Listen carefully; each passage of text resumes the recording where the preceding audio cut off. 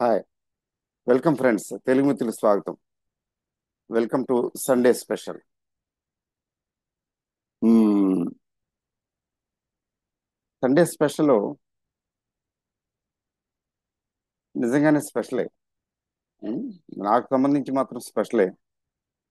It is irrelevant how many people are watching it. ఎవరికి time ఉంటే వాళ్ళు, interest ఉంటే వాళ్ళు చూస్తారు, లేకపోతే లేదు. బట్ ఏంటంటే I'm discussing a very very serious topic. చాలా సీరియస్ టాపిక్ ఇది లైఫ్లో. ప్రతి వ్యక్తికి కూడా ఆ, అది అవసరమైన టాపిక్ ఇది. But depends on how we take it. అది అన్నీ అందరికీ నచ్చవు కదా ఈ ప్రపంచంలో. ఎవరి టేస్ట్ వాళ్ళది. బట్ లాస్ట్ వీడియోస్లో నేను నాన్ జడ్జిమెంటల్ అప్రోచ్ గురించి మాట్లాడాను. మీరు ఎంతమందికి అది అర్థమైందో అవలేదో నాకు తెలియదు. ఆ, అయితే మనకున్న టయాన్ని అక్కర్లేని విషయాల మీద స్పెండ్ చేయకుండా ఉండటం ఒకటి నాన్ జడ్జిమెంటల్. ఇప్పుడు Iran, Israel, America, Russia, China ఇట్లా ఇది యుద్ధం, ఇరాను ఇజ్రాయెల్ యుద్ధం జరుగుతున్నది. చాలా అన్ఫార్చునేట్, చాలా అన్ఫార్చునేట్ డెవలప్మెంట్స్ అవి. యుద్ధం అనేది ఇప్పుడు అమెరికాకి ఆప్షన్ లేదు. ఎందుకంటే ఇజ్రాయెల్ ఆ, యుద్ధంలో ఉండగా, ఆపదలో ఉండగా అమెరికా చూస్తూ ఊరుకోలేదు. ఎందుకంటే అమెరికాని జ్యూసే జ్యూసే కంట్రోల్ చేస్తారు ఓవరాల్గా. అమెరికాని జ్యూస్ కంట్రోల్ చేస్తుంటారు. కాబట్టి వాళ్ళ ఇన్ఫ్లుయెన్స్ ఎక్కువ ఉంటుంది అమెరికా మీద. డొనాల్డ్ ట్రంప్ వారికి బదులు ఇంకెవరైనా ఉన్నా కానీ తప్పదు. ఇజ్రాయెల్కి ఫుల్ సపోర్ట్ చేయాలి, అవసరమైతే డైరెక్ట్గా యుద్ధంలో దిగాలి. కానీ దిగారు ఆల్మోస్ట్. దాని పర్యవసానం ఏంటంటే ఇప్పుడు రష్యా, చైనా గట్టిగా రెడీగా ఉన్నాయి ఈ ఇరాన్ని గట్టిగా సపోర్ట్ చేయడానికి. గల్ఫ్ కంట్రీస్ కూడా వచ్చేస్తాయి, కొన్ని కొన్ని కొన్ని కంట్రీస్ వచ్చేస్తాయి సపోర్ట్కి. ఎందుకంటే వాళ్ళ దేశంలో ప్రజలు ఊరుకోరు కదా. ఒక ఇస్లామిక్ కంట్రీని ఇది ఇచ్చేస్తుంటే మీరేంటి చూస్తూ ఊరుకుంటారు ఏంటి అని అంటారు కదా. రెవల్యూషన్ వస్తుంది కదా. పాకిస్తాన్లో వచ్చింది కూడా కొద్దిగా ఆల్రెడీ. సో నేను చెప్పేది ఏంటంటే ఇది it is beyond our control. ఈ సబ్జెక్టు బియాండ్ అవర్ కంట్రోల్. ఎంత క్యూరియాసిటీ చూపించాలి దాని మీద, దాని మీద ఎంత ఎంత ఆలోచించాలి, ఎంతో ఆలోచించాల్సిన అవసరం లేదు. ఎందుకని that is not in our control. దాని గురించి ఆలోచిస్తూ ఉంటే యుద్ధ వరల్డ్ వార్, అమ్మో ఇంకేంటి ఇంకేంటి, నిజంగా వరల్డ్ వార్ వచ్చేస్తే మనం ఏం చేయగలం? Is it in our control? No. మన కంట్రోల్లో లేని దాని గురించి మనం ఎక్కువ ఆలోచించటం, టైం పెట్టడం అనవసరం. ఎలా జరగవలసింది అలా జరుగుతుంది. అది మనం if are at the helm of affairs. ఇప్పుడు మోదీ గారు ఉన్నారు. ఆయన he can take some initiative. ఎందుకంటే కొంత ఆయన చేతిలో ఉంది, మన చేతిలో లేదు కదా. అదే నాన్ జడ్జిమెంటల్ అంటే.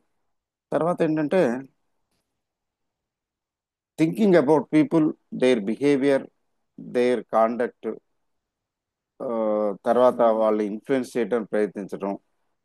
నువ్వు అలా కాదు, ఇలా చేస్తే బాగుంటుంది, అలా నువ్వు అది తప్పు చేసావు, ఇది కరెక్ట్ కాదు, అది కరెక్ట్ కాదు అని పిల్లల పేరెంటానికి వెళ్ళినట్టు వాళ్ళకి చెప్పడం, ఇవ్వడానికి ప్రయత్నించడం.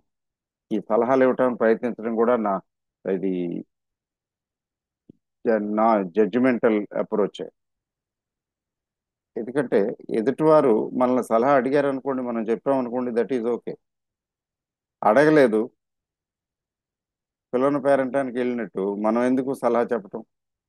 ఓ, వాళ్ళకి నచ్చిన విధంగా వాళ్ళు ఉన్నారు, వాళ్ళు బిహేవ్ చేస్తున్నారు, okay, let them. Is right from his point of view and the other person is also right from his point of view. ఇద్దరు గొడవలు పడ్డారనుకోండి, పడుతున్నారు. నేను రైట్ అని వీళ్ళు అనుకుంటున్నారు. ఇక్కడ మధ్యలో మనం ఇంటర్ఫీర్ అయ్యి చెప్పగలిగింది ఏమి లేదు. మన అవసరం ఉంటే అది వేరే సంగతి. అవసరం లేకుండా మనం ఇంటర్ఫీర్ అవ్వకూడదు. అనవసరంగా అనవసరమైన విషయాల్లో ఇంటర్ఫియర్ అవటం కూడా ఇది నాన్ జడ్జిమెంటల్ యాటిట్యూడ్కి విరుద్ధం. సో ఇట్లా మీరు చూడండి, నాన్ జడ్జిమెంటల్ అనే దాని మీద రీసెర్చ్ చేయండి. How to be non judgemental. ఏదైనా ఉంటుంది, ఏదైనా సిచ్యువేషన్ వస్తుంది, మనం ఏదో మన ఒపీనియన్ చెప్పాలని అనుకుంటాం. అది ట్రైన్లో అంత దూరం ట్రైన్లో ఎందుకు వెళ్తున్నాడు? పెద్ద డిఫరెన్స్ రాదు కదా, ఏసీలో వెళ్తాడు. ఫ్లైట్లో వెళ్తే బాగుంటుంది కదా, తొందరగా వెళ్ళిపోతాడు అని అనుకుంటున్నాం. అది మనకి తోచింది. ట్రైన్లో కంటే ఫ్లైట్ బెటర్ కదా అని తోచింది. ఏదో కొద్దిగా డబ్బులు ఎక్కువ అవుతాయి అంతే కదా. కానీ నోటి దాకా వస్తుంది మాట చెప్పాలని. కానీ ఎందుకు చెప్పాలి? Why should we say that? మన ఒపీనియన్ అడిగారా వాళ్ళు? సో అనవసరంగా అన్సొలిసిటెడ్ అడ్వైసెస్ లేకపోతే ఒపీనియన్స్ మనం చెప్పకూడదు. అది కూడా నాన్ జడ్జిమెంటల్ ఉండటంలో భాగమే. ఎందుకంటే వాళ్ళు ట్రైన్లో వెళ్ళాలని డిసైడ్ చేసుకున్న వాళ్ళకి ఈ ట్రైన్లో కాదు, ఫ్లైట్లో వెళ్తే బాగుంటుందని నువ్వు చెప్పడం, మనం ఎవరు చెప్పడానికి? అయితే మనకి కావలసిన వాళ్ళు అతి ముఖ్య ఇంపార్టెంట్. తర్వాత మన డెసిషన్ ఇక్కడ మన అడ్వైస్ అవసరం అనుకున్న చోట చెప్తాము. సరే, ఫర్ ఎగ్జాంపుల్ మన ఇంట్లో వాళ్ళు అనుకోండి, మన అబ్బాయో అమ్మాయో లేకపోతే బాగా అల్లుడో లేకపోతే ఇంకా బ్రదరో సిస్టరో లేకపోతే అట్లా ఎవరైనా అనుకోండి, వాళ్ళకి చెప్తాం, మీరు ఫ్లైట్లో వెళ్ళండి, ట్రైన్లో ఎందుకు, ఇట్లా ఉంటుంది కదా అని చెప్పి చూస్తాము. There is nothing wrong. అలా కాకుండా అంత అంత ముఖ్యమైన వాళ్ళు కాదనుకోండి, అవసరం లేదనుకోండి, మనం ఎందుకు చెప్పటం? అట్లా మనం అనవసరంగా మన అభిప్రాయాలని చెప్పటం, నోరు విప్పటం, అభిప్రాయాలు చెప్పటం, సలహా ఇవ్వటానికి ప్రయత్నించటం, ఇది కూడా విరుద్ధమే. జడ్జి నాన్ జడ్జిమెంటల్ గా ఉండటం అంటే ఏంటంటే ఇలాంటివి చేయకూడదు. తటస్థ విధానం, తటస్థ వైఖరి అవలంబించటం. దానివల్ల we save a lot of time and energy. మనం ఇతరుల గురించి ఆలోచించటం, ఇతరుల గురించి జడ్జి చేయటం ఎంత ఎక్కువగా మానేస్తే, ప్రాక్టీస్ చేస్తే అంత కంఫర్టబుల్గా ఉంటుంది లైఫ్. ఫ్రీగా ఉంటాం. తర్వాత ఎనర్జీ కన్జర్వ్ చేయగలుగుతాం. అది మనం ఎనర్జీ సేవ్ చేస్తాం. కాబట్టి అది చాలా ఇంపార్టెంట్ ఆస్పెక్ట్. తర్వాత ఇంకోటి ఏంటంటే, ఎవరో అడిగారు మెసేజ్లో. మెసేజ్లు నేను చెప్పాను కదా, సండే మెసేజెస్ ఖచ్చితంగా చదువుతాను నేను. చాలా తక్కువ మంది మెసేజ్లు పెడుతున్నారు. This is actually inconvenient. నాకు కొద్దిగా ఇబ్బందిగా అనిపిస్తుంది. ఇంతమంది వ్యూస్, ఇన్ని వ్యూస్ వస్తున్నాయి, 1000, 1500, 2000 అలా వ్యూస్ వస్తున్నాయి. అందులో ఐదుగురు ఆరుగురు ఏడుగురే మెసేజ్లు పెడుతుంటారు, రిప్లై చేస్తుంటారు. అంటే మిగతా వాళ్ళు ఎజిటేట్ చేస్తున్నారా లేకపోతే ఇంకా ఏంటో కారణాలు తెలియవు. But I expect most of you to participate. అంటే నాకు తెలుస్తుంది మీరేమనుకుంటున్నారు కదా. You are helping me to plan for the next talk. వీలైతే చూడండి, మీరు కామెంట్ బాక్స్లో మెసేజ్లు పెట్టండి, కామెంట్ చేయండి. గుడ్ బ్యాడ్ అగ్లీ ఏదైనా పర్వాలేదు. Everything is accept. మీ అభిప్రాయాన్ని చెప్తున్నారు, ఇందులో తప్పే ఉంది? అది నా అభిప్రాయానికి, నా నా ఐడియాకి విరుద్ధం కావచ్చు. ఏ? సో తర్వాత ఎవరో అపనాపన గురించి, ప్రాక్టీస్ గురించి చెప్పండి అన్నారు. వెరీ సింపుల్ అండి. అపనాపన ప్రాక్టీస్ ఎంత ఎఫెక్టివ్ అండ్ పవర్ఫుల్ అంటే, ఈ అపనాపన టెక్నిక్ ఇంతకుముందు ఏదో వీడియోలో చెప్పాను నేను. ఏం లేదు, somebody is inimical to you. For example మీ బ్రదర్కి మీకు ఏదో కొద్దిగా వాగ్వివాదం జరిగింది, ఏదో గొడవ వచ్చింది, ఏదో ఆయన ఏదో అనేసాడు, మీరేదో అనేసారు, ఏదో జరిగింది మొత్తానికి. Now you are not friendly, but మీ బ్రదర్ కదా, you don't want to have enmity. అపన ప్రాక్టీస్ చేయండి. అలాగే ఒక ఫ్రెండ్ ఫ్రెండ్ సడన్ గా రివర్స్ అయిపోయాడు, ఇక్కడ మిత్రత్వం దెబ్బతింది. అలాగే లవరు, ప్రేమికులు, అలాగే మీరు మీ పిల్లలు, భార్యాభర్తలు, ఎవరైనా కానీ పొరపచ్చాలు వచ్చినప్పుడు, డిఫరెన్సెస్ వచ్చినప్పుడు, ఆ, ఒకరితో ఒకరు సఖ్యంగా ఉండనప్పుడు టు రెస్టోర్ హార్మనీ అపనాపన ప్రాక్టీస్ చేస్తే అది ఖచ్చితంగా వచ్చేస్తుంది, నార్మల్ అయిపోతుంది. ఖచ్చితంగా అంటే ఇది ఆల్మోస్ట్ 100% యాక్యురేట్ రిజల్ట్స్ ఇస్తుంది, 100% ఇస్తుంది. 99% కూడా కాదు. Exceptional of course. వాళ్ళు ఆ, ఆయన జైల్లో అంటే నిర్బంధంలో ఉన్నటువంటి భయంకరమైనటువంటి పిచ్చివాళ్ళు, మామూలు పిచ్చివాళ్ళు కాదు, ఎక్సెంట్రిక్ భయంకరమైన పిచ్చివాళ్ళ మీద ప్రయోగం చేసి సాధించారు. ఆ, కాబట్టి ఇది ఆమ్ జనతా, జనరల్ పబ్లిక్ కి దగ్గర అయితే ఇంకా ఈజీగా వర్కౌట్ అవుతుంది. అక్కడ ఎక్సెప్షన్స్ వచ్చాయి ఒకటి రెండు. అంటే ఆ వ్యక్తులు అవతల వాళ్ళు, వాళ్ళ మైండ్ దీనికి ట్యూన్ కాలేదు. అలా ఎక్సెప్షనల్ గా ఏదో few people out of this అయ్యి వాళ్ళకి పనిచేయలేదు ఇది. బట్ అందరికీ పనిచేసింది. ఇప్పుడు మన చుట్టూ ఉన్న జనబాహుళ్యానికి మీద అయితే ఇది 100% పనిచేస్తుంది కదా. ఏంటి సింపుల్, ఇది తారక మంత్రం. ఇప్పుడు నా బ్రదర్ ఉన్నాడు, వాడికి నాకు ఎక్కడో తేడా వచ్చింది కొద్దిగా. ఆ గొడవలు పడ్డాం అనుకోండి, అట్లాంటిదే అనుకోండి. వాడి వాడిని వాడిని వాడి ఫోటో చూస్తూ లేకపోతే వాడి ముఖాన్ని ఊహించుకునో, I love you, I'm sorry, please forgive me, thank you. లేదా వాడి ఫోటో ఉంటే ఫోటో చూడండి, లేకపోతే వాడి పేరు తలుచుకోండి. తలుచుకుని ఆ, రే కృష్ణ, వాడి పేరు కృష్ణ అనుకున్నాం. ఒరే Krishna, I love you, I'm sorry, please forgive me, thank you. Krishna, I love you, I'm sorry, please forgive me, thank you. అలా వైఫ్ అయితే వైఫ్, ఫ్రెండ్ అయితే ఫ్రెండ్, పిల్లలు చిన్న మీ కొడుకు కూతురు అనుకోండి, వాళ్ళు మీ మీద అలిగారు, కోపంగా ఉన్నారు, ఏదో జరిగింది. మీ బాస్ మీ మీద చిరుబుర్లు ఆడుతున్నాడు, చాలా ఎనిమికల్ గా తయారయ్యాడు. కానీ బాస్ తోటి గొడవ పెట్టుకుని మనం మనగలమా? లేదు కదా. ఆ, ఆయన తలుచుకుని, సార్, రవి గారు, ఆయన పేరు రవి అనుకున్నాం. Ravi garu, I'm sorry, sorry boss, I love you, I'm sorry, please forgive me, thank you. I love you, I'm sorry, please forgive me, thank you. So మనసా వాచ కర్మణ సిన్సియర్ గా ఇలా అనుకుంటూ ఉంటే అప్పుడప్పుడు కొద్ది కొద్దిగా, రోజంతా కూర్చుని ఆ పని మీద ఉండక్కర్లేదు. కొంచెం 5 నిమిషాలు, 3 నిమిషాలు, 2 నిమిషాలు అనేసి అనుకుని సిన్సియర్ గా I love you, I'm sorry, please forgive me, thank you అలా అనుకుని వదిలేయటం. అలా ఇంటర్వెల్స్, రెగ్యులర్ ఇంటర్వెల్లో అప్పుడప్పుడు అలా అనుకుంటూ పోండి. I love you, I'm sorry, please forgive me, thank you. ఇక్కడ అలా అనుకుంటూ అనుకుంటూ పోండి.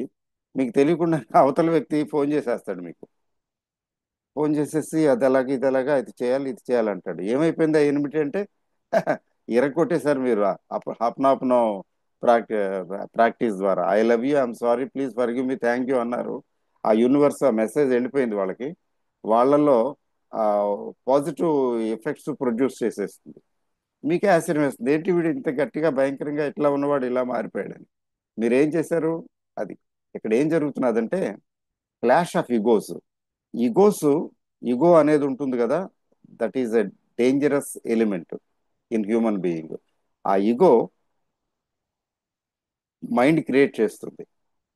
వాడేంటి నన్ను అలా తిడతాడా, వాడు అలాగా వీడిలాగా, వాడి తప్పులెన్ని వారు తండోపతండంబు లురివిజనులకెల్లా నుండు తప్పులెన్ని వారు తమ తప్పులు ఎరుగరు, విశ్వదాభిరామ వినురవేమ, ఆ పద్యం గుర్తు చేసుకుని వాడు వాడి తప్పుల్ని ఎన్నుతాం మనం.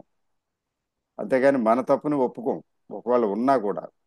నిజానికి మన నుంచి కూడా ఉంటుంది, జనరల్ గా ఉండే అవకాశం ఉంది.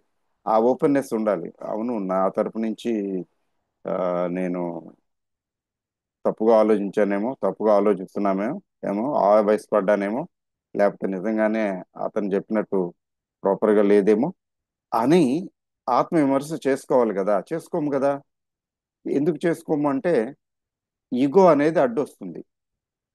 అందుకని ఎనిమిటి ఇద్దరి వ్యక్తుల మధ్యన మనస్పర్ధలు వచ్చినాయి అంటే భార్యాభర్తలే తీసుకోండి, ఎక్కడో ఎందుకు.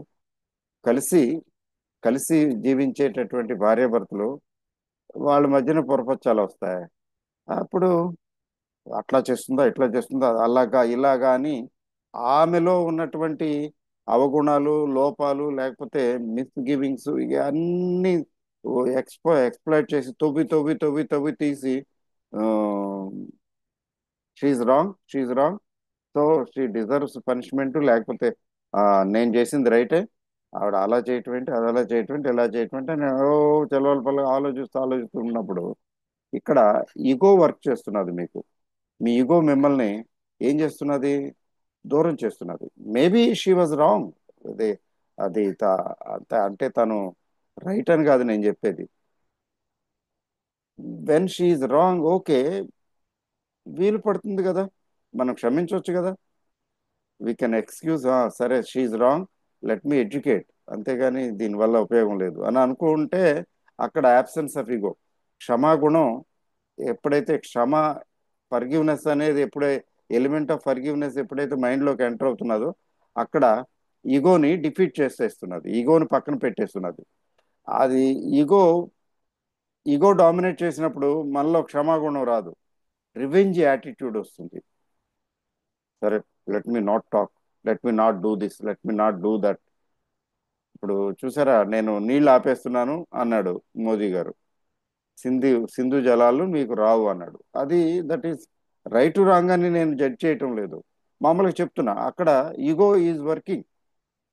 అది that ego might be right, అది తప్పని నేను అనటం లేదు, ఒప్పని నేను అనటం లేదు, ఎగ్జాంపుల్ చెప్తున్నాను. అక్కడ ఈగో ఉన్న చోట క్షమాగుణం ఉండదు, క్షమాగుణం ఉన్న చోట ఈగో ఉండదు. ఆ క్షమాగుణం ఉంటే, క్షమించగలిగితే అన్ని పనులు సర్దుకుపోతాయి చాలా వరకు. ఎందుకు క్షమించాలి, కొన్ని క్షమించరాని సిచ్యువేషన్స్ ఉంటాయి కదా అనొచ్చు మీరు, నిజమే ఉంటాయి, వాటిని చూడాలి ఎట్లా హ్యాండిల్ చేయాలో. బట్ జనరల్గా సో వీటన్నిటికీ ఇక్కడ ఏం జరుగుతున్నదంటే, తప్పు మందైనప్పుడు కొద్దిగా ఎక్కువ పాజిటివ్ గానే I love you, I'm sorry, please forgive me, thank you అని అనటానికి సిద్ధపడతాం, చేస్తాము. మనది తప్పు లేదనుకోండి, లేదా తక్కువ అనుకోండి, అక్కడ ఈగో డామినేట్ చేసేస్తుంది. నో, తప్పు అంతా తనదే, నాదేం కాదు, నేనెందుకు కాంప్రమైజ్ అవ్వాలి, నేనెందుకు మాట్లాడాలి, నేనెందుకు తగ్గాలి, నేనెందుకు వంగాలి, లొంగాలి, ఆ టైప్ అన్నమాట. అది అది కూడా కరెక్ట్ కాదు. Just give in simply, it's okay, let me excuse her, let me excuse him. వాడిని నేను లెట్ మీ ఎక్స్క్యూజ్ చేస్తున్నాను, ఎట్ ది సేమ్ టైం నన్ను నేను కూడా ఎక్స్క్యూజ్ చేసుకుంటున్నాను. I excuse myself and I excuse him.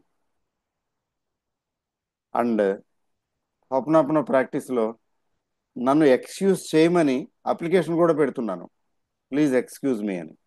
అప్పుడేమవుతున్నది, ఈ war of egos, ఇక్కడ differences ఎప్పుడైనా గుర్తుపెట్టుకోండి, డిఫరెన్సెస్ వచ్చినప్పుడు ఈగో ఫ్లేరప్ అయిపోతుంది కదా. ఆ ఈగోని శాంతింప చేయటమే సామరస్యానికి ఇది పునాది పడుతున్నది అనమాట. అందుకని I love you, I'm sorry, please forgive me, thank you. Whether I'm wrong, you are wrong, or I'm partly wrong, partly right, partial గా నేను చేసిన తప్ప, పార్షియల్ గా నువ్వు చేసిన తప్ప ఒప్ప, ఇవన్నీ వదిలేద్దాం. దాని అర్థం I love you, I'm sorry, please forgive me, thank you అంటే అనుకుంటూ ఉంటే, పైకి అనక్కర్లేదు, మనసులో అనుకుంటూ ఉంటే, ఆ వ్యక్తిని తలుచుకుని అలా అనుకుంటూ ఉంటే, అంటే అనతి కాలంలోనే ఒక్కోసారి కొన్ని కేసుల్లో 1-2 రోజుల్లోనే నార్మల్సీకి వచ్చేస్తారు. ఇంటెన్సిటీ ఎక్కువ ఉంటే 4 రోజులు, 5 రోజులు, వారం రోజులు పడుతుందేమో, అంతేగాని ష్యూర్ టు బ్రింగ్ రిజల్ట్స్. ఎందుకని, you are shedding your ego. నీ ఈగోని పక్కన పెట్టేస్తున్నారు కాబట్టి యూనివర్స్కి ఈ మెసేజ్ స్ట్రైట్గా వెళుతుంది, వాళ్ళ దగ్గరికి వెళుతుంది. ఎందుకంటే వాళ్ళ సబ్ కాన్షియస్ మైండ్, మన సబ్ కాన్షియస్ మైండ్, మన సబ్ కాన్షియస్ మైండ్స్ అన్నీ కూడా universal connected with universal sub conscious mind. ఇది యూనివర్సల్ సబ్ కాన్షియస్ మైండ్కి వెళ్ళి అక్కడి నుంచి రిలే అవుతుంది, అక్కడి నుంచి ట్రాన్స్మిట్ అవుతుంది. ఆ వ్యక్తికి, ఏ వ్యక్తికి ఉద్దేశించారో ఆ వ్యక్తికి ట్రాన్స్మిట్ అవుతుంది. ఆ అది తీసుకుంటుంది, తీసుకుని యాక్సెప్ట్ చేస్తుంది. యాక్సెప్ట్ చేసిన తర్వాత నార్మల్సీ వచ్చేస్తుంది. I love you, I'm sorry, please forgive me, thank you, అంతే ఈ ఫార్ములా.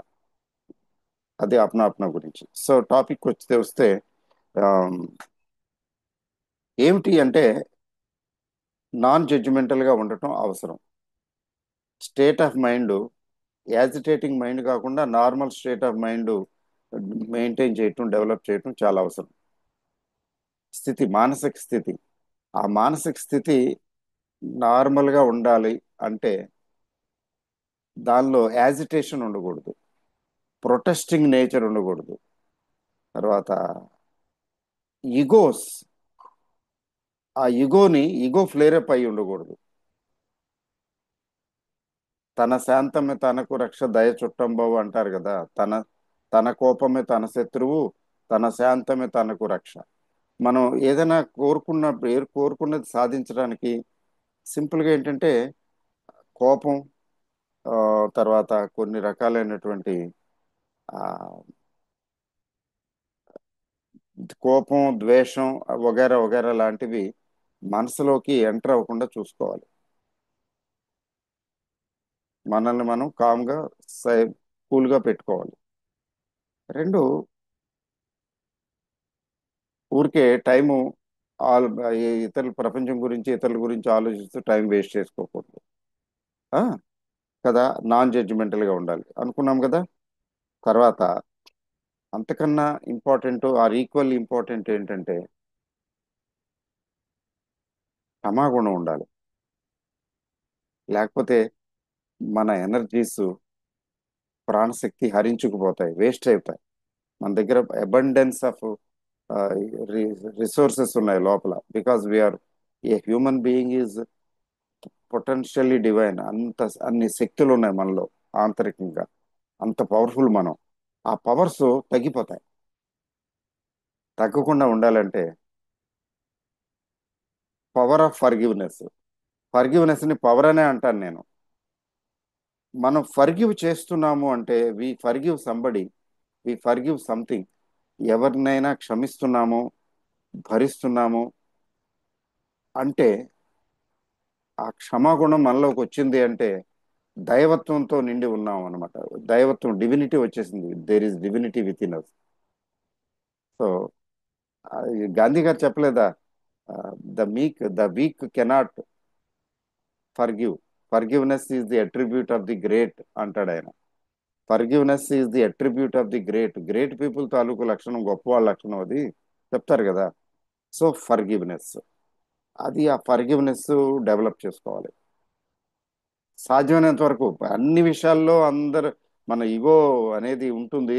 అన్ని విషయాల్లో అందరినీ, అన్ని సందర్భాల్లోనూ ఆ ఫర్గివ్నెస్ చేయలేము. కానీ చూడాలి, సెల్ఫ్ అబ్జర్వేషన్లో నేను ఈ విషయంలో నేను క్షమించలేకపోతున్నాను, నేను భరించలేకపోతున్నాను, I have to retaliate, I'm retaliating. కక్ష సాధింపు చర్య అంటాం కదా, రిటాలియేషన్. అది హ్యూమన్ బీయింగ్ లోనూ ఉంటుంది, జంతువుల్లో, మిగిలిన జీవరాశుల్లో అయితే ఖచ్చితంగా ఎక్కువగా ఉంటుంది చాలా వరకు. అది హ్యూమన్ బీయింగ్ లో కూడా ఉంటుంది.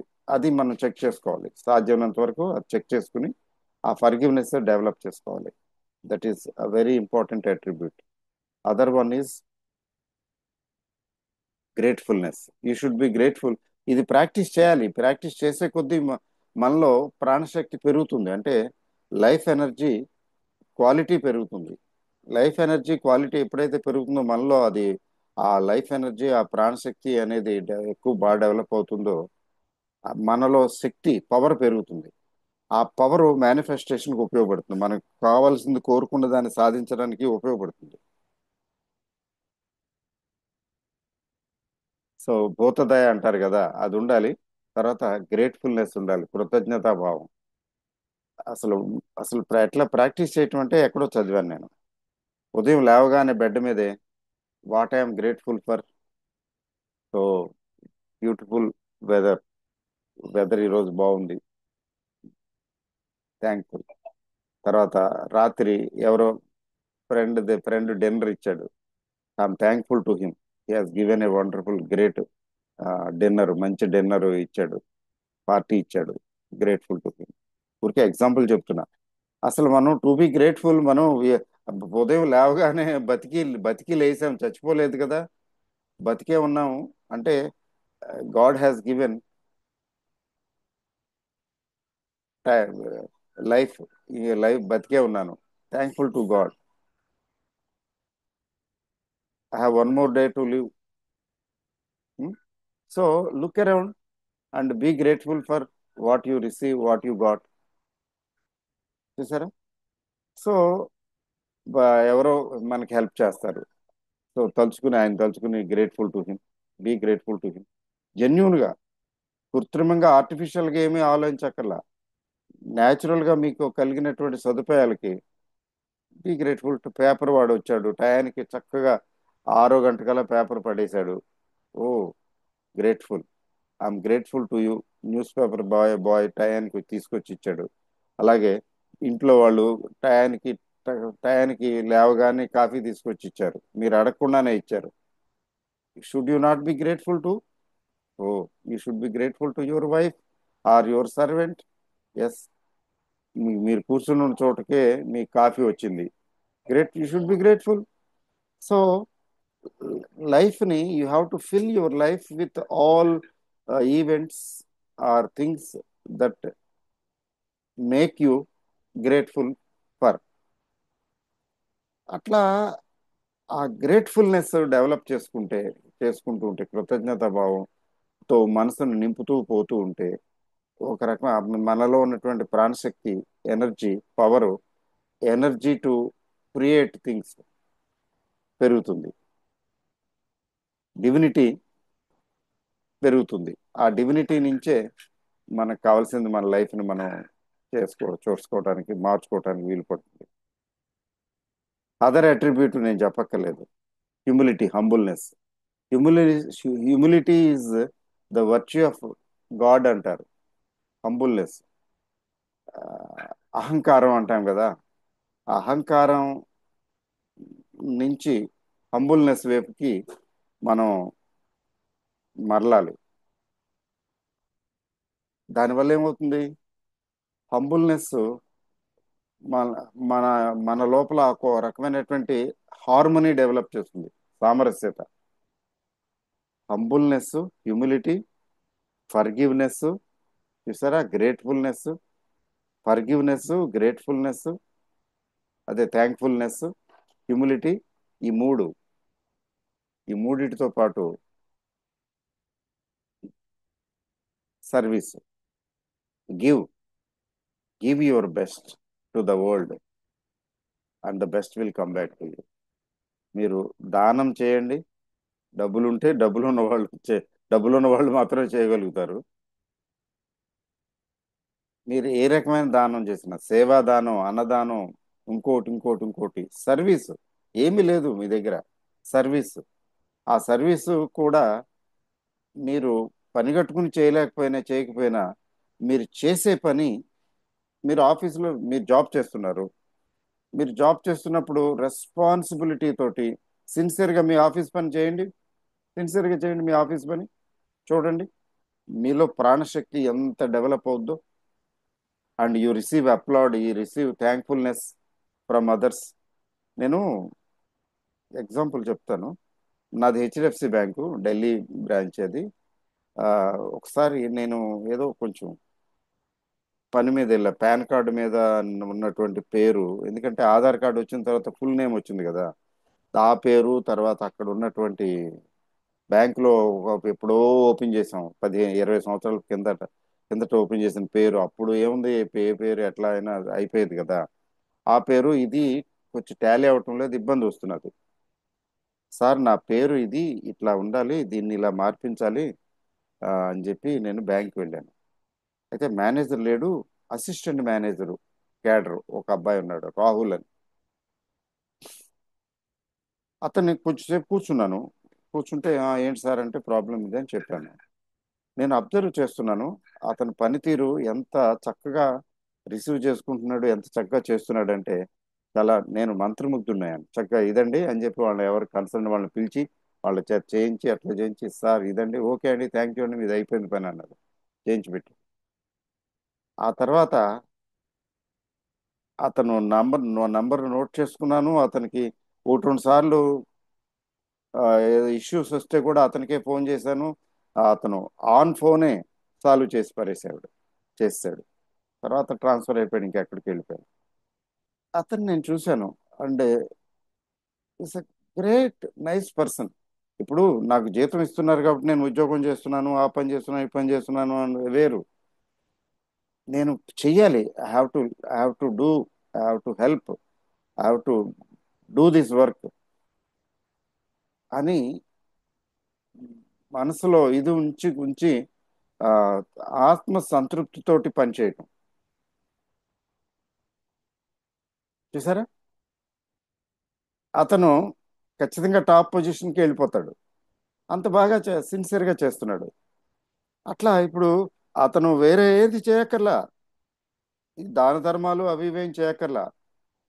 ఏం చే తన పని తను చక్కగా చేస్తున్నాడు, సిన్సియర్గా చేస్తున్నాడు. జీతం వస్తున్నది. జీతం అందరికీ వస్తున్నది కదా.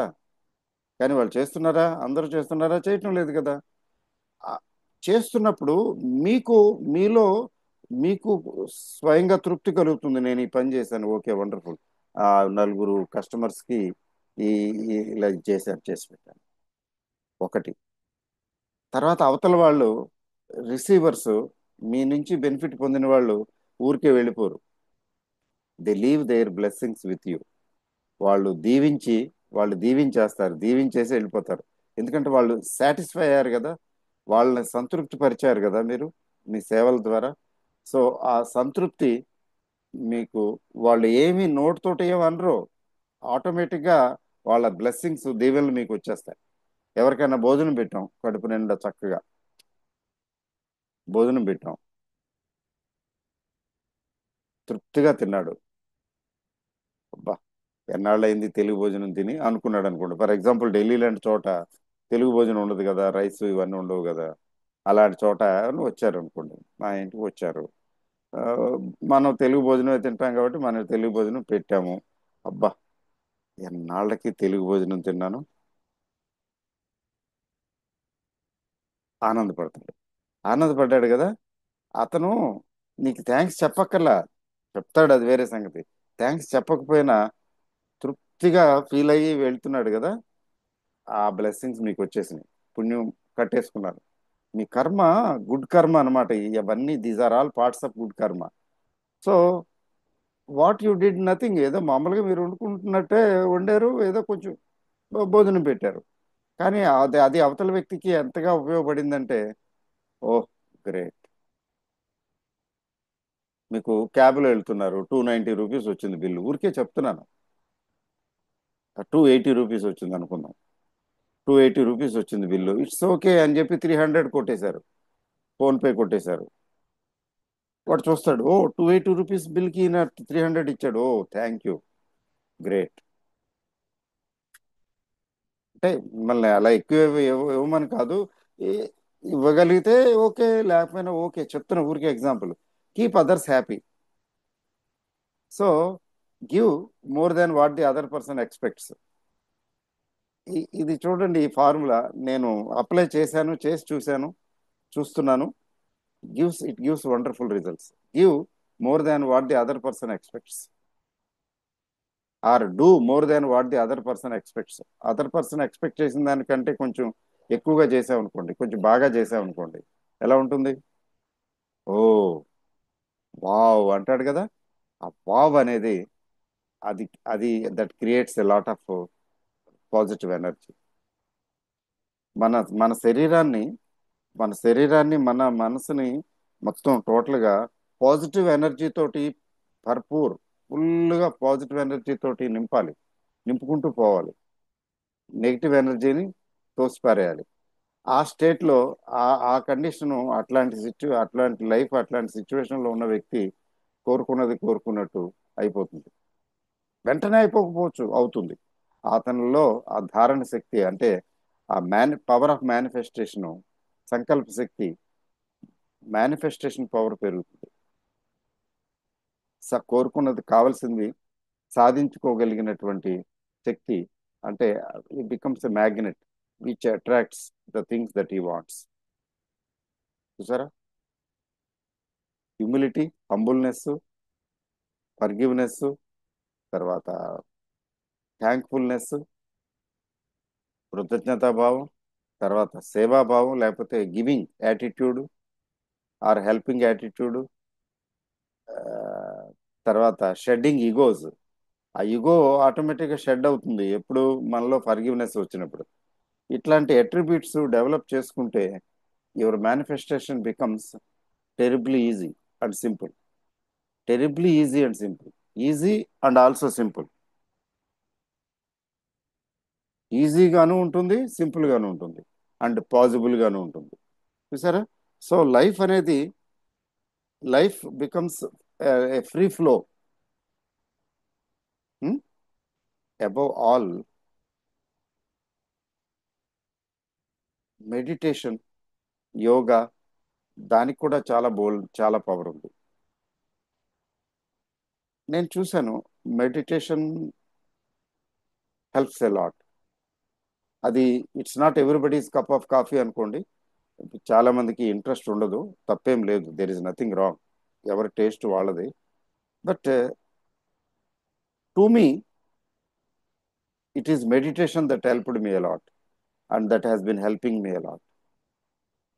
ఇప్పుడు నేను చెప్తున్నాను ఈ నాన్ జడ్జిమెంటల్ అవి ఇవని.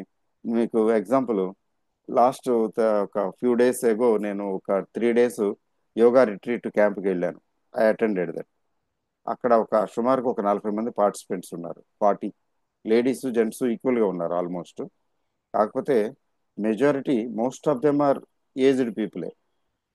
ఏజ్డ్ పీపులే, అబౌవ్ 50 ఉన్నారు మెజారిటీ. నేను చూశాను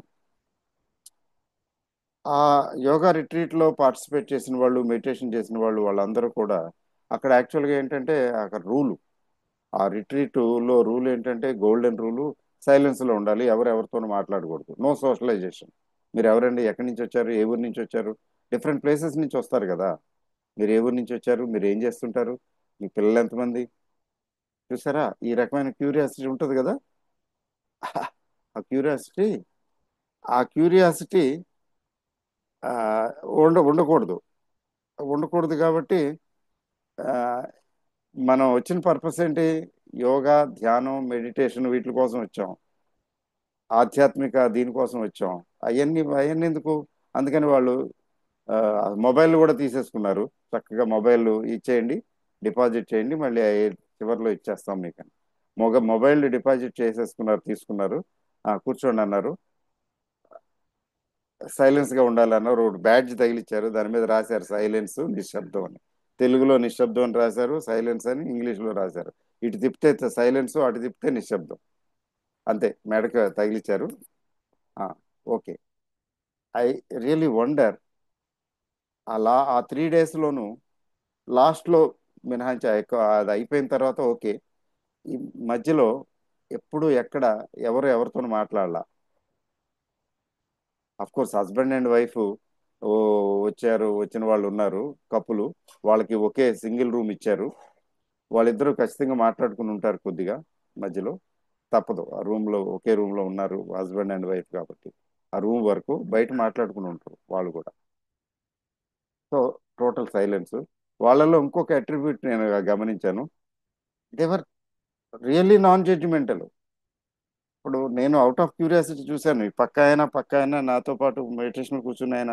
ఆయన ఏంటి, ఏమైనా కొంచెం అబ్బే, ఆయన అసలు ఏమీ చూడటం లేదు, ఎవరిని చూడటం లేదు, ఏం పట్టించుకోవటం లేదు. నేనే కాస్త కూస్త చూస్తున్నాను వాళ్ళని వీళ్ళని. వీళ్ళైతే అసలు ఎవరిని చూడటం లేదు, అసలు ఎటువైపు దృష్టి పెట్టడం లేదు అని నేను గమనించాను. నేను out of curiosity study purpose just చూస్తున్నాను.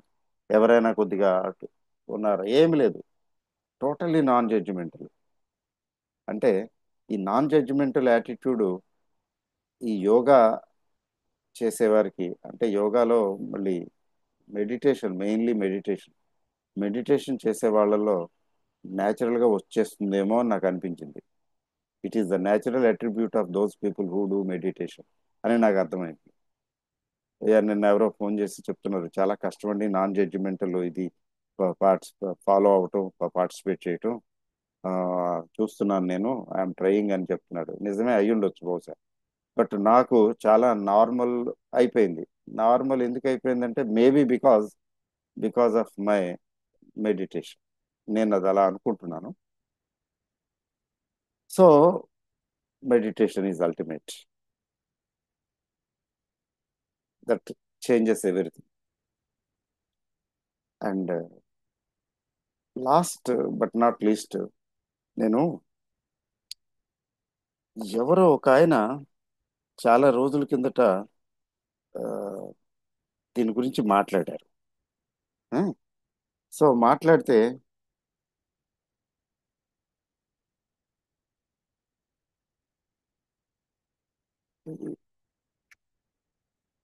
చాలా రోజుల కింద మాట్లాడితే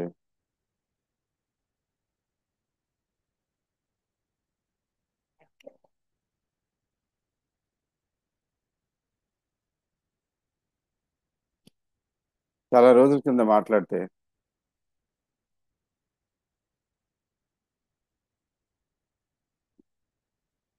ఇది చాలా రోజుల కింద మాట్లాడితే ఏమిటి జరిగిందంటే, ఆ, పరమహంస యోగానంద గారు మనసుకున్న శక్తి గురించి ఆ ఒక యోగి ఆత్మకథలో చాలా వివరంగా చాలా బాగా వివరించారు. దాని గురించి వీలైతే చెప్పండి అన్నారు. అది నాకు గుర్తులేదు.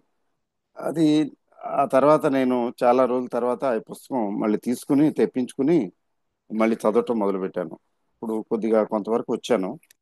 ఇప్పుడు ఈ పుస్తకం మీలో కొంతమంది దగ్గర ఉండి ఉంటుంది. ఒక యోగి ఆత్మకథ, పరమహంస యోగానంద గారిది. ఇందులో 16వ అధ్యాయం, గ్రహాలను ఓడించటం. గ్రహాలను ఓడించటం 16వ అధ్యాయం, 16th చాప్టర్. ఇది ఇంగ్లీష్ వెర్షన్ కూడా ఉందనుకోండి. I was really wondering. నేను వీటి గురించి దీని గురించి మాట్లాడుతూ ఉన్న టైంలో అక్కడ వరకు వచ్చాను, ఆ చాప్టర్కి వచ్చాను. చదువుతుంటే ఐ వాజ్ మెస్మరైజ్డ్. ఎప్పుడో చదివాను, రెండు మూడు సార్లు నాలుగైదు సార్లు చదివి ఉంటాను. గుర్తులేదు, అంత అంత బాగా గుర్తులేదు. కానీ మరి ఇప్పుడు చదువుతుంటే అర్థమవుతున్నది. గ్రహాల్ని ఓడించటం గురించి శ్రీ యుక్తేశ్వర్ గారు, అంటే పరమహంస యోగానంద గారి గురువు గారు, ఆయన గ్రహాలను ఓడించడం గురించి ఆ 16వ అధ్యాయంలో చెప్తారు. గ్రహాలను ఓడించడం అంటే మనం పుట్టినప్పుడు మనం ఎక్కడ పుట్టాము, ఎప్పుడు పుట్టాము, అది that is fixed. That is based on our past కర్మ. ఆయన చెప్తారు ఆ విషయం. మన పాస్ట్ కర్మను బేస్ చేసుకుని ఆ ఊళ్ళో, ఆ టైంలో, ఆ ఇంట్లో పుట్టాం. కానీ పుట్టిన తర్వాత లైఫ్ ఎలా ఉంటుంది, ఉండబోతుంది, గ్రహాలు చెప్పేస్తాయి. అప్పుడు ఉన్నటువంటి గ్రహాల పొజిషన్ బట్టి వచ్చేప్పేస్తాయి. దట్ ఈజ్ జ్యోతిష్యం. అందులో డౌట్ లేదు. జ్యోతిష్యం, astrology is astrology, it's a science. అయితే ఆస్ట్రాలజీ చెప్పేవాళ్ళు లేరు, ఆస్ట్రాలజీ తెలిసిన వాళ్ళు చాలా తక్కువ. కాబట్టి అది ఆస్ట్రాలజీ ఫెయిల్ అవుతుంది. జోస్యాలు రైట్ అవ్వవు చాలా వరకు. కొన్ని కొన్ని అవుతాయి. But it's a science. ఆయన చెప్తారు ఆ విషయం. అయితే ఆయన అంటారు, ఆ, పుట్టగానే అయిపోతుంది. నువ్వు నీ లైఫ్ ఇలా ఉంటుంది, అలా ఉంటుంది, అలా జరుగుతుంది, అలా జరుగుతుందని అక్కడ ఉంటుంది. That is there. That setup is there. దాన్నే జ్యోతిష్యులు చెప్తారు. అంటే మంచి జ్యోతిష్యుడు అయితే చాలా ఎక్కువ, చాలా బాగా కరెక్ట్గా, చాలా ఎక్కువ యాక్యురసీ ఉంటుంది చెప్తాడు. కానీ అది అలా జరగాలనేం లేదు. They are only indicative. నీ లైఫ్ ఎలా ఉంటుంది, ఉండబోతుంది, ఉండవచ్చు అనే దానికి ఇండికేషన్ మాత్రమే. దాన్ని మనం మార్చుకోవచ్చు. It's an open challenge offered by the planets అంటాడు ఆయన. ఇట్స్ ఎన్ ఓపెన్ ఛాలెంజ్, దాన్ని మనం మార్చుకోవచ్చు అని చెప్తారు. ఈయన ఈయన లైఫ్లో కూడా ఈయన మార్చుకున్నారు కూడాను. ఇది చాలా, అంటే మీ దగ్గర పుస్తకం ఉంటే ఆ అధ్యాయం చదవండి, లేకపోతే ఓకే. నేను నెక్స్ట్ వీడియోలో చెప్తాను అందులో ఉన్న కంటెంట్. అంటే నాకు ఇంకొంచెం కాన్ఫిడెన్స్ వచ్చింది. ఎస్, నేను చెప్తున్నది కరెక్ట్గానే చెప్తున్నాను అని, నేను I'm on the right track అనే అనిపిస్తున్నది. అది ఏంటంటే మనం, నా కర్మ, నా కర్మ ప్రారంధం ఇది, నేనేం చేయలేను, నా చేతిలో ఏం లేదు అని వదిలిపోయి గివ్ అప్ అయిపోతాం, చేసేస్తాం. అది కాదు. కర్మ ఓకే, ఆ కర్మ ప్రకారం ఇలా జరుగుతున్నది ఓకే, కానీ ఆ కర్మని నువ్వు మార్చుకోవచ్చు. You can change it and you can get better. Rigid కాదు, ఫిక్స్డ్ కాదు. There is a lot of flexibility. అదే అందులో చెప్తారు, చాలా చాలా బాగా చెప్పారు. నాకు నాకైతే బాగా అర్థమైంది. సో అందువల్ల ఏంటంటే, can we change, can we get the things that we want in life, can we really do that irrespective of karma or bad karma? Yes, answer is yes. నేను అంత పర్టికులర్గా ఇది చూడలేదు, కానీ అంటే నా లైఫ్ ఎలా ఉంటుంది అనేది, దాన్ని బేస్ చేసుకుని ఇప్పుడు ఎలా ఉంది అనే దానికి కంపారిజన్ నాకు, నా దగ్గర బేస్ లేదు. బట్ ఖచ్చితంగా నేను కూడా మార్చుకునే ఉండుంటాను. ఎందుకంటే from a very bad state of affairs నేను కంఫర్టబుల్ పొజిషన్కి వచ్చాను అంటే, బహుశా చేశానేమో, నా బహుశా ఐ వాజ్ ఏబుల్ టు, ఏమో అనిపిస్తున్నది, ఇప్పుడు అనిపిస్తున్నది. ఇన్స్పైట్ ఆఫ్ బ్యాడ్ కర్మ, in spite of bad situation of planetary position, I was able to get అని అనిపిస్తున్నది, నాకు ఇప్పుడు అనిపిస్తున్నది. But what ever it is, కాబట్టి మన జాతకాన్ని, కర్మని, వగేరా వగేరాల్ని తీసి పక్కన పెట్టేసి మనకు కావలసిన విధంగా మన జీవితాన్ని మలుచుకోవచ్చు. That is established, that is established. ఇంకా అంతకని ఏం కావాలండి చెప్పండి? ఇంతకు మించిన, ఇంతకు మించింది ఇంకేమైనా ఉందా? డ్యూ టు బ్యాడ్ కర్మ of the past we have some bad situations now. కానీ ఆ సిచ్యువేషన్స్ నుంచి బయటపడవచ్చు, మనల్ని మనం మార్చుకోవచ్చు, ఇంప్రూవ్ చేసుకోవచ్చు, మనకు కావాల్సిన విధంగా జీవితాన్ని మలుచుకోవచ్చు అనుకోండి. ఇంకా అంతకన్నా ఇంకా కావాల్సింది ఏముంది? Yes, that is possible. That is possible. వారు గ్రేట్ సెయింట్స్ కదా, ఈ సెయింట్స్, ఈ గురు పరంపర ఏంటంటే వీళ్ళంతా గాడ్ రియలైజ్డ్ గురుసే, సెయింట్సే. గాడ్ రియలైజ్డ్ సెయింట్స్ అంటే భగవత్ సాక్షాత్కారం పొందిన వారు. అట్లా చాలా తక్కువ మంది ఉంటారు కదా ఇప్పుడు.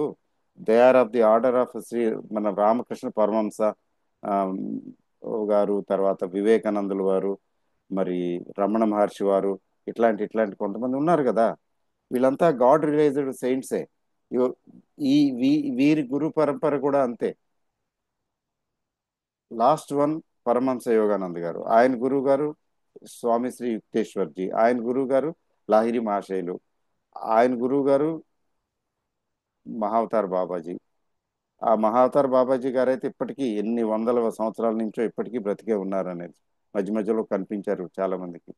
అంటే అంత చాలా మందికి అంటే అంత ప్రతి జనబాహుళ్యానికి కాదు, అందులోనే వాళ్ళకే. మరి లాహిరి మహాశయ గారు ఆయన శిష్యులు. ఆయన షిరిడి సాయిబాబాకి ఆ, క్రియాయోగా నేర్పించారట. అంటే అంత అప్పటి ఆయన 18th సెంచరీ అనుకుంటాను, ఆయన 19th సెంచరీ. మరి మహావతార్ బాబాజీ అనేది ఆయన మూల పురుషుడు, ఎప్పటి నుంచో ఉన్నారు, ఎప్పటికీ ఉన్నారు అంటారు కదా. ఆయన శంకరాచార్యుల వారికి ఆ, ఏదో నేర్పించారు, చెప్పారని అంటారు, అక్కడ హిమాలయాల్లో అక్కడ. సో అట్లాంటి ఆర్డరు. కాబట్టి they are not ordinary mortals. కాబట్టి వాళ్ళు చెప్పారు, చెప్తున్నారు అంటే yes, there is some worth in it. తేలిగ్గా కొట్టిపారేసేదేం కాదు. It's okay. సో దాని గురించి ఆ, జ్యోతిష్యం గురించి, తర్వాత దాని తాలూకు ఇంపాక్టు, కర్మఫలం, వీటి గురించి నేను అది ఆ చాప్టర్ చదివాను పూర్తిగా. ఇంకొకసారి కూడా చదువుతాను. అందులో జస్ట్ మీకు చెప్తాను. That will strengthen your conviction for manifestation. Okay, thank you very very much. All the best. Sunday video నేను ఫైనల్గా పెట్టగలిగాను. I'm very happy for that. Better late than never. Thank you.